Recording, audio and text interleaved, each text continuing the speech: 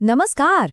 आज हम बात करेंगे दीपक दहिया के उन 4 जबरदस्त नियमों की जिनके बारे में कहा जाता है कि ये किसी की भी जिंदगी को पूरी तरह से बदल सकते हैं।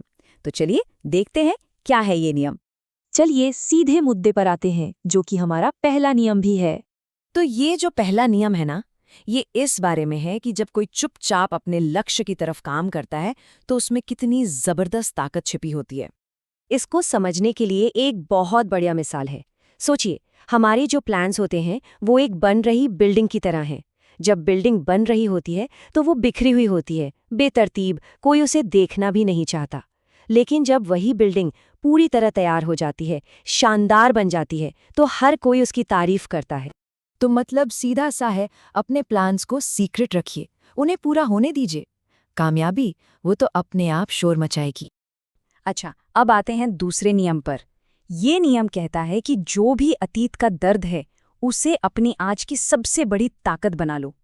ये जो लाइन है ना, turn your pen into power, ये पूरी बात को एक लाइन में कह देती है। मतलब जो भी बुरे एक्सपीरियंस रहे हैं उन्हें अपनी तरक्की का फ्यूल बना लेना। कभी सोचा है, जिंदगी में जो सबसे बड़े कमबैक होते हैं वो अक्सर सबसे बड़ी हार के बाद ही होते हैं। असल में वही एक मौका होता है जब जबरदस्त ग्रोथ की, तरक्की की गुंजाइश पैदा होती है। चलिए, अतीत को तो हमने हथियार बना लिया। अब तीसरा नियम हमारा ध्यान एक ऐसी चीज पर खींचता है जो सबसे ज्यादा कीमती है, और वो है वक्त। इसको ना एक पाइपलाइन की तरह समझिए।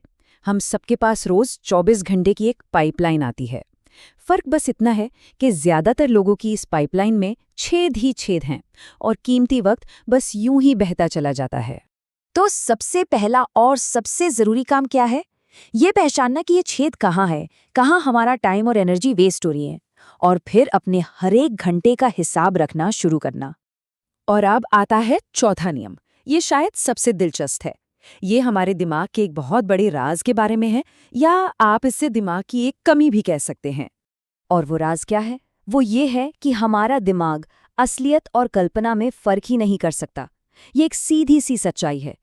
सोचिए, कभी कभी कोई सपना कितना असली लगता है, या सिर्फ किसी ख्याल से ही दिल जोर से धड़कने लगता है। ये वही तो है।